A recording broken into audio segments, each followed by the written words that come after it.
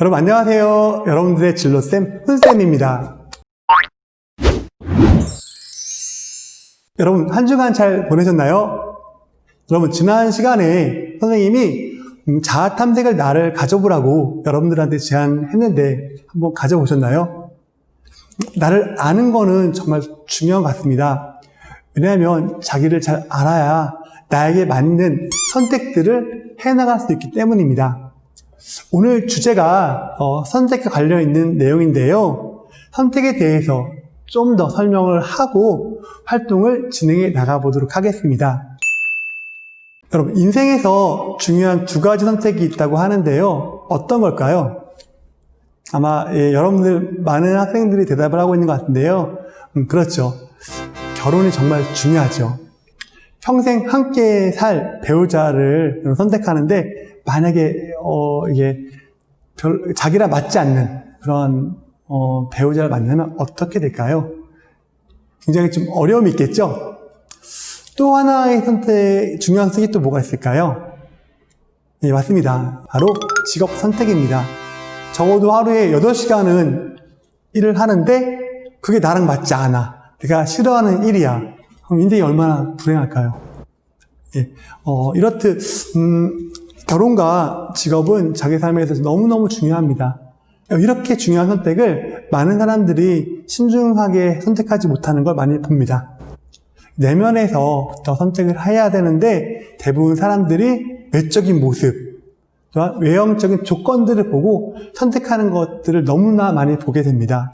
선생님이 오늘 어떻게 선택해 나가야 되는지 이야기할 테니까 잘 들어보고 여러분들이 선택할 때 도움을 받았으면 좋겠습니다.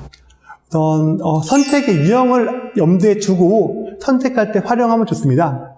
선택의 유형에는 세 가지가 있는데요. 합리적 유형, 직관적 유형, 의존적 유형이 있습니다. 이 선택의 유형을 알고 여러분들 선택에 활용한다면 굉장히 많은 유익이 있습니다. 하나씩 설명할 테니까 한번 잘 들어보세요. 먼저 합리적 유형은 정보를 바탕으로 신중한 선택을 하는 유형입니다. 키워드는 뭘까요? 그렇죠. 정보와 신중함입니다. 두 번째 유형은 직관적 유형입니다. 감정을 근거하여 즉흥적으로 결정한 유형입니다. 역시 키워드는 뭘까요? 이거는 감정과 그리고 즉흥적이 키워드입니다. 줄 차이는 뭘까요? 합리적 유형은 객관적 정보를 바탕으로 선택하는 거고, 직관적 유형은 주관적 감정에 근거해 선택하는 겁니다. 의존적 유형은 다른 사람의 의견을 듣고 그대로 결정하는 유형입니다. 의존적 유형과 또 유해 유형과 차이점이 뭐가 있을까요? 이거는 객관적 정보를 바탕으로 하던 주관적 감정으로 바탕으로 하던 자신이 선택하는 거잖아요. 의존적 유형은 다른 사람의 선택을 그대로 따르는 거죠. 그런 게 의존적 유형의 특징입니다. 각 유형의 장단점이 있습니다. 설명 좀 드릴게요. 합리적 유형의 장점은 우선 정보를 바탕으로 많은 정보를 탐색하면서 선택을 하기 때문에 실패할 확률이 많이 줄어듭니다. 실패를 하지 않는다는 뜻은 아닙니다. 실패할 확률이 좀 줄어든 겁니다. 또 가장 중요한 장점은 이 선택에 대한 책임을 내가 진다고 하는 거, 내가 선택했으니까 내가 지기 때문에 성장의 기반을 마련할 수 있습니다. 굉장히 큰 장점이고요. 단점적인 부분들은 그렇죠. 여러분들 아마 예측되죠? 에너지와 시간 소요가 많이 듭니다. 이렇게 정보를 많이 탐색하고 또 신중하게 선택해 나가기 때문에 이렇게 에너지와 시간 소요가 많은 게 가장 큰 단점입니다. 또한 그렇게 막 계속 이렇게 선택을 이렇게 계속 신중하게 하다 보면은 되게 빨리 선택해야 할 경우는 또 기회를 놓칠 수도 있죠. 어떻게 빨리 선택해야 되는 거는 또 기회를 놓칠 수 있는 그런 또 단점도 있습니다. 직관적 유형의 장점은요, 좀 요거랑 반대겠죠. 우선 빠른 결정으로 에너지와 시간을 절약할 수가 있습니다. 또 하나의 장점은 이거는 합리적 유형의 장점과 동일한데요. 책임을 선택에 대한 책임 자기가 지려고 하기 때문에 성장의 토대를 만들 수가 있습니다. 단점은 이거랑 좀 반대겠죠. 바로 정보가 이렇게 정보 탐색을 많이 하지 않고 이게 즉흥적으로 감정의 기반으로 해서 결정하기 때문에 실패할 확률이 좀 높습니다. 정보 탐색을 깊이 있게 하지 않고 여러분 중요한 선택을 하면은 그런 실패를 커다란 실패를 할 확률도 높아집니다. 또한 이제 감정의 영향에 따라서 결정하는 거잖아요. 그래서 어떤 때 이렇게 선택하고 어떤 때 이렇게 선택해서 일관적이지 못한 단점을 갖고 있습니다. 의존적 유형의 장점은 좋은 멘토를 만나면 선한 멘토를 만나면 효과적인 결정을 내릴 수가 있습니다. 자아성찰이 낮은 사람이 그럴 때 이제 좀 지혜롭고 자신을 사랑하는 그런 멘토의 도움을 받는 것도 나쁘진 않습니다. 물론 이제 결과적으로 나중에는 심리적 독립을 이뤄야 되는 그런 과제가 남아있긴 하겠지만 그것도 꽤 큰 효과적 결정을 낼 때 장점도 될 수도 있습니다. 반대로 단점은 실패했을 때 남 탓을 하게 됩니다. 이러한 의존성은 자신의 성장에 도움이 되지 않습니다. 이런 말 있잖아요. 내가 선택한 것만 책임진다는 말이 있습니다. 그런데 이제 내가 선택한 것이 아니라 다른 사람에 의해서 내 그 선택에 그대로 따랐다. 나중에 이제 핑계 댈 수가 있겠죠. 내가 선택한 게 아니었어. 근데 생각보다 이런 경우 굉장히 많아요. 여러분, 굉장히 많습니다. 선생님도 주변에서 이제 지내다 보면은 내가 선택한 게 아니야. 난 상황에 따라 그렇게 다른 사람의 선택되게 된 거야 하면서 이렇게 계속 자기의 책임을 미는 그런 경우를 많이 봤는데요. 선생님이 친한 사람은 선생님이 정확히 이 원리를 설명해 줍니다. 그럴 수도 있었겠지만 이 감정을 또 읽어주긴 하는데 나중에는 꼭 이야기해요. 그렇지만 선택에 대한 결과는 자기에게 책임을 가져야 한다고 이야기합니다. 왜냐하면 그렇지 않으면 성장의 기반을 만들 수가 없어요. 그래서 여러분 실패도 여러분 살아갈 때 굉장히 중요하다고 하는 거 아시죠? 왜 실패가 중요할까요? 실패를 통해서 그 안에서 자신을 돌아볼 수 있고 나중에 성장하는 데 필요한 피드백을 얻어갈 수 있거든요. 이런 성장의 원동력으로 삼을 수가 있는데 계속 다른 사람의 핑계를 대면 성장할 수 있는 기회를 놓치게 되는 불상사에 빠지게 됩니다. 그래서 여러분들이 꼭 기억할 게 선택에 대한 책임을 자신이 져야지 성장할 수 있다는 걸 꼭 여러분들이 이렇게 인지하셨으면 좋겠습니다. 여러분, 직업 선택에 적합한 의사결정 유형은 뭘까요? 예, 맞습니다. 합리적 유형입니다. 그러면 합리적 의사결정을 잘하기 위해선 어떤 게 전제돼야 될까요? 바로 정보 파악을 잘 해야 됩니다. 여러분, 그래서 그동안 여러분들이 이제 자아에 대한 정보를 탐색하고 직업에 대한 정보를 탐색한 게 오늘 여러분들과 함께 이제 직업 의사결정을 하기 위해서거든요. 그래서 요 직업 의사결정 유형 양식지를 바탕으로 여러분들이 의사결정을 해 나가는 시간을 갖도록 하겠습니다. 제한점을 좀 말씀드리겠는데요. 여러분들이 인터넷 정보 탐색을 통해서 정보를 파악했잖아요. 근데 거기에 좀 한계가 있습니다. 이걸로 이제 합리적 선택을 하기에는 이제 좀 완벽할 수 없거든요. 그래서 오늘은 합리적 선택을 기반으로 해서 직관적 유형을 혼용해서 직업 의사결정을 하는 방법에 대해서 설명하도록 하겠습니다. 이게 이제 직업 의사결정 프로파일 양식지고요. 이 내용도 여러분들이 이 양식도 여러분들 다운받을 수 있게 해놨으니까 다운받고 이제 수업을 참여했으면 좋겠습니다. 관심 직업에는 여러분들이 관심 직업 3개를 작성하면 됩니다. 이 내용은 그냥 작성하는 것이 아니라 지난번 여러분들 직업 정보 탐색했었던 것들 있잖아요. 그 내용을 좀 3개를 작성을 해주면 좋겠고요. 다음에 직업 가치관은 여러분들의 상위 3개의 직업 가치관을 작성하면 됩니다. 기억이 안 나는 친구들은 6강 과제로 여러분들이 직업 가치관을 올렸으니까 그 내용을 다시 보고 3개를 작성을 하면 됩니다. 첫 번째로 자기 탐색 요인을 바탕으로 의사결정을 한번 해보도록 하겠습니다. 의사결정을 할 때는요, 5점 척도에서 이제 점수를 부여하면 됩니다. 그래서 우선 5점은 매우 우수, 3점은 보통, 그 다음에 1점 매우 미흡입니다. 4점은 이제 우수겠고, 2점은 좀 미흡이고, 이렇게 해서 좀 보면 되겠는데요.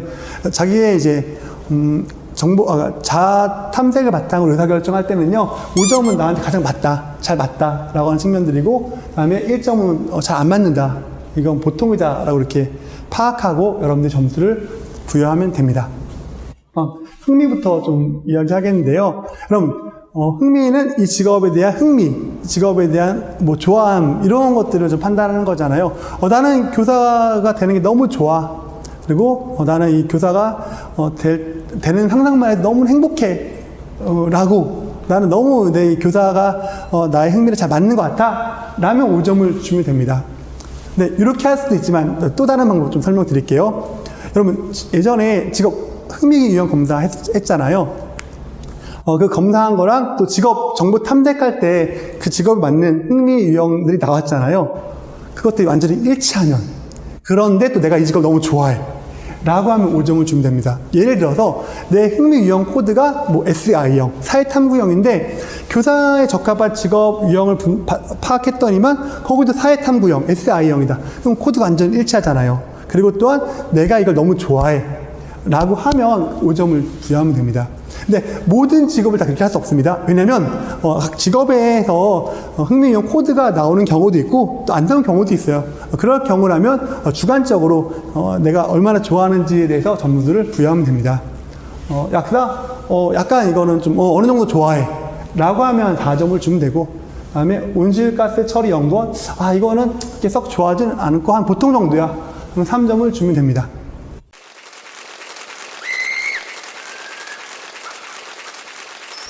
두 번째 적성을 좀 설명드리도록 하겠습니다. 교사에 필요한 적성이 내가 정말 어느 정도 거의 다 내가 적성이 맞는 것 같아.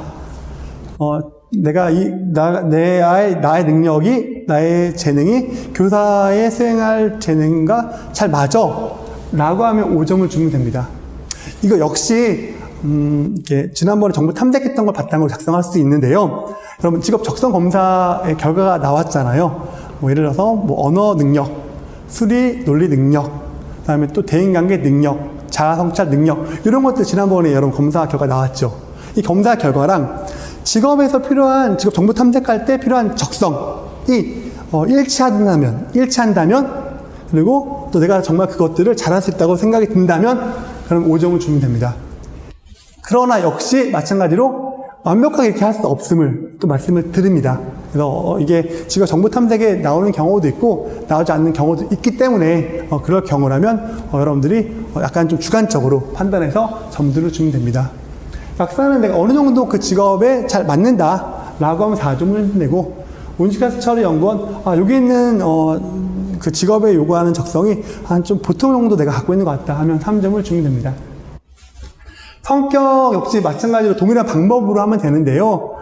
이 교사에 필요한 성격을 내가 대부분 갖고 있다 라고 생각하면 5점을 주면 되겠고요. 또 이것도 역시 지난번 여러분 검사했던 MBTI 유형 기억나시죠? 거기서 선생님이 여러분들한테 맞는 것들을 다 이렇게 뽑아내라고 이야기했잖아요. MBTI 성격 유형의 각 요소별로도 설명을 다 했잖아요. 그런 내용들이 직업 정보 탐색할 때 필요한 성격과 거의 일치한다면, 그리고 내가 생각해도 나의 성격이 교사에게 잘 맞는다는 생각이 든다면, 그러면 이렇게 5점을 부여하면 됩니다. 그 다음에 약사는 필요한 성격이 내가 어느 정도 좀 있다 라고 하면 4점, 온실가스 처리 연구원이 필요한 성격이 보통 정도 되는 것 같다, 3점을 주면 됩니다. 사실 자기 탐색 요인에 3점 이하는 좀 갖기 어렵겠죠. 왜냐면 그 많은 직업 중에서 나의 선호에 맞춰서 여러분들이 결정한 거기 때문에 보통은 4, 5점 정도에 나옵니다. 그러다가 이제 어떤 친구들은 두 개 정도까지는 확실한데 하나가 좀 애매해서 하나가 들어갈 경우라면, 그럼 이거 좀 점수가 낮아질 수도 있겠죠. 그래서 그렇게 해서 여러분들이 자기 탐색 요인에 점수를 부여하면 되겠습니다. 다음으로 직업 요인을 점수를 부여하는 방법을 설명하도록 하겠습니다. 직업 정보 탐색 양식지잖아요. 여기서 첫 번째가 하늘일과 관련된 내용입니다. 그리고 또한 여기 자격증 제 밑에 있었죠. 자격증 관련된 내용이고요. 그 다음에 여기 고용 현황, 취업 전망. 취업 전망은 이제 그 직업 세계 전망까지 좀 봐야 되거든요. 그런 부분들을 좀 보면서 내가 이 직업에 취업이 잘 될 수 있을지, 직업이 전망이 좋은지까지 좀 판단해서 여기서 결정을 하면 좋겠고요. 되는 방법은 입직 및 취업 방법, 그리고 또한 전국 교육 과정, 교육의 여건 정도를 좀 보면서 여러분들이 판단을 하면 되겠습니다. 하나씩 해 나갈 건데요.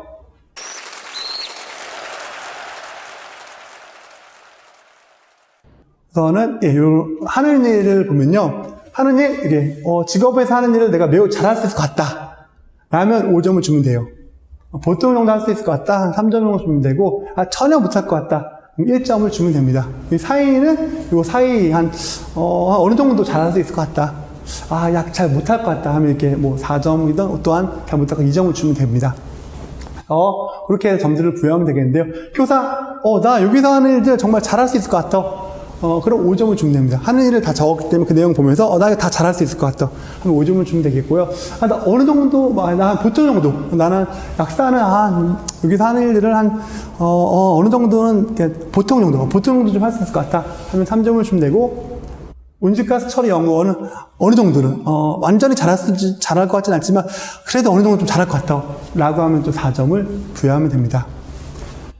자격증은, 여기서 각 직업에 필요한 자격증들 있잖아요. 뭐, 무난하게 자격 취득할 것 같아.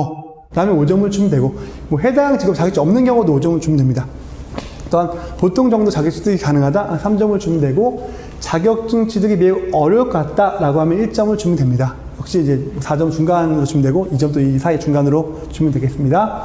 뭐, 교사, 내 성적이면 내가 지원하는 사범대 무사히 갈 수 있고, 또 사범대에서 공부하면 또 교육 자격증을 무난히 딸 수 있을 것 같다 라면 이제 5점을 주면 됩니다. 약사는 좀 어려울 것 같아요. 자격증 취득이 만만치 않네. 한 보탄 정도는 그래도 아예 못하진 않겠지만 보통 정도 되겠네. 그럼 3점을 주면 되겠고, 온실가스 연구원에 필요한 자격증은 어느 정도 좀 잘할 수 있을 것 같다 라면 한 4점을 부여하면 됩니다. 취업 전망이 매우 좋아. 직업 전망도 좋고, 내가 그쪽 세계에 나갈 취업 전망도 매우 좋아. 라면 5점을 주면 되고, 보통이다. 3점 주면 되고, 좋지 않다. 매우 좋지 않다. 하면 1점을 주면 됩니다. 그래서 역시, 교사, 이게 저출산에 또 이제 점점점 이렇게 아이들 수도 줄어드니까, 직업 전망 자체가 좋지 않네? 그러면 취업 전망도 마찬가지겠네? 하면 조금, 별로 안 좋다면 이렇게 2점을 줄 수 있어요. 그다음에 약사? 그래도 한 어느 정도는 유지되지 않을까? 뭐, 직업 정보 탐색한 걸 바탕으로 해서 보통 정도는 되겠네. 3점을 주면 되겠고, 온실가스 처리 연구원. 미래에는 온실가스 처리가 되게 중요하지? 이건 좀 괜찮을 것 같다. 좀 괜찮네? 뭐, 그 정보 보고 괜찮네 하면서 이제 4점 또 5점도 줄 수 있겠죠, 이건. 이렇게 해서, 취업 전망에 대한 점수를 직업 세계 전망을 반영해서 여러분들이 부여하면 됩니다. 마지막으로 되는 방법은요, 되는 방법을 매우 잘 알고 있다. 그 다음에, 어느 정도 알고 있다. 보통 정도 알고 있다. 그 다음에 또한, 되는 방법 전혀 모르겠다 하면 이렇게 점수를 이렇게 부여하면 되겠고요. 어느 정도 알고 있다면 4점 부여하면 되고, 그래서 잘 모른다면 2점을 좀 부여하면 되겠습니다. 교사 되는 방법. 난 교사 되는 방법, 루트, 난 다 알고 있다. 너무 자세히 알고 있다. 하면 5점을 주면 됩니다. 약사 되는 방법, 어느 정도 알고 있다. 약사가 되는 이제, 뭐, 내년에 또 이렇게, 약대 입시가 좀 바뀌긴 하는데, 그런 것까지 어느 정도 알고 있다. 완전히 모르겠지만 어느 정도 알고 있다 하면 4점을 주면 되겠고, 온실가스 처리 연구는, 이게, 뭐, 이렇게, 새로운 직업이기 때문에 아직은 내가 잘 모르겠네? 라면 또 2점을 이렇게 줄 수도 있겠죠. 그래서 이렇게 해서, 직업 요인에 따라서 점수를 부여할 수 있습니다. 직업 가치관에 따른 점수인데요. 이쪽이죠. 이쪽 유형의 이제 점수를 부여하는 건데요. 해당 직업을 통해서 직업 가치를 매우 잘 실현할 수 있을 것 같다. 라면 5점을 주면 됩니다. 보통 정도 실현 가능하다. 3점. 이 가치는 해당 직업 등의 실현 불가능하다. 그러면 1점을 줄 수 있습니다. 그래서 그렇게 해서 여러분들 점수를 부여하면 되겠는데요. 뭐 자기개발 교사 어느 정도 이제 시간이 나오고 내가 나의 지원 전공 관련된 활동들을 할 수 있기 때문에 어느 정도 무난하게 나를 개발할 수 있을 것 같다. 한 4점 정도. 약사 개인적으로 내가 이렇게 그 사업을 하고 또 시간도 많이 있기 때문에 나의 그 능력을 잘 개발할 수 있을 것 같다. 하면 또 이게 5점을 줄 수도 있습니다. 또 역시 마찬가지로 어느 정도 온실가스 처리 연구원도 어느 정도 개발할 수 있을 것 같다면 4점 정도 좀 부여할 수 있고요. 그러니까 이런 식으로 나머지 것도 점수를 다 부여하면 됩니다. 이렇게 하면 되고요. 합사는, 이거 교사는 이쪽을 쭉, 첫 번째 거 쭉, 더해서 여기서 작성을 하면 되고요. 두 번째 거 쭉 더해서 작성하고 마찬가지로 작성을 하면 됩니다. 그래서 이렇게 해서, 합사를 하면 됩니다. 끝이냐고요? 끝이 아닙니다. 이게 좀 더 정확한 이제 결과를 위해서 가중 점수법이라고 하는 걸 또 설명을 좀 드리도록 하겠습니다.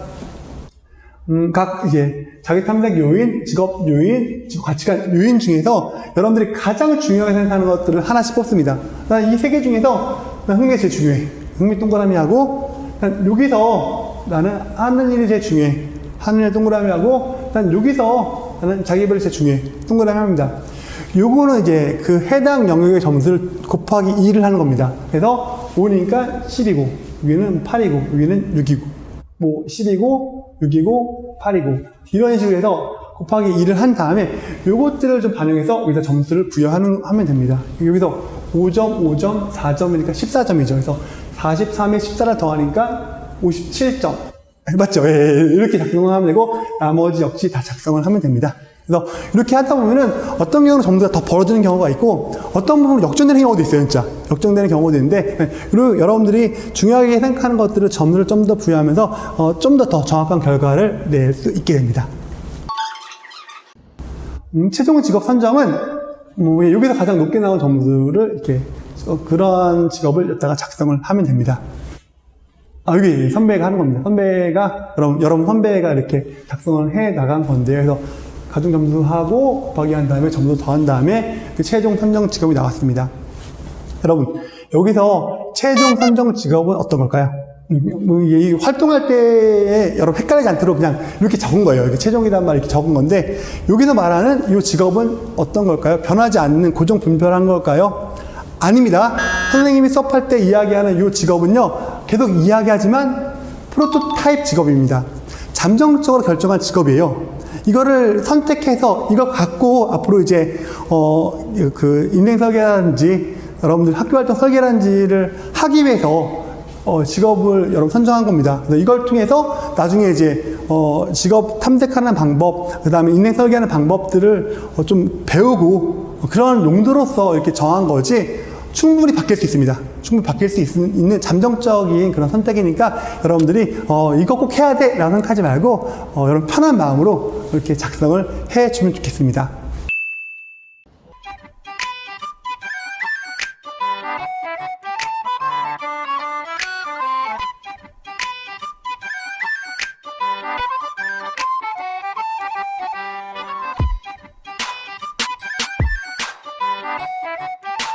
선생님이 첫 수업 시간 때 혹시 수업 단계에 대해서 여러분들한테 제시한 거 기억나나요?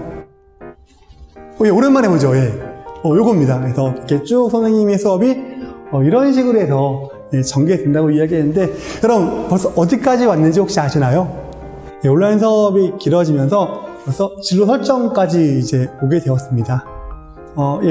이렇게 물론 프로토타입 형식의 진로 설정이죠. 이 설정된 걸 바탕으로 앞으로 인생을 설계하고, 이걸 바탕으로 학교 활동을 통해서 진로를 구체적으로 탐색해 들어가는 시간을 갖도록 하겠습니다.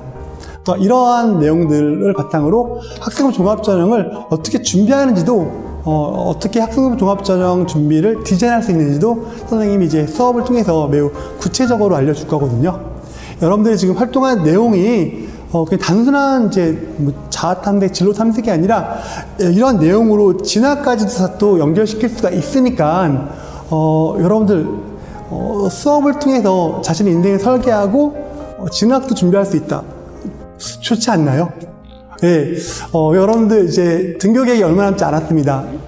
이 기간 동안 아직까지 과제를 못하는 친구들이 있다면 여러분들 하루 정도 꼭 자아 탐색의 날을 잡아서 여러분들에 대한 탐색을 진행해 나갔으면 좋겠습니다. 선생님은 여러분들이 탐색한 그런 자신에 대한 정보, 직업에 대한 정보를 바탕으로 여러분들이 인생을 설계하고, 또한 진학을, 학생부 종합전형을 준비할 수 있는 방법들을 계속적으로 설명하도록 하겠습니다. 여러분 해 주실 수 있으시죠? 예, 여러분들 꼭 해줄 거라 믿고 선생님이 계속적으로 여러분들 이제 등교 계약 이후에 여러분과 함께 수업을 하도록 하겠습니다.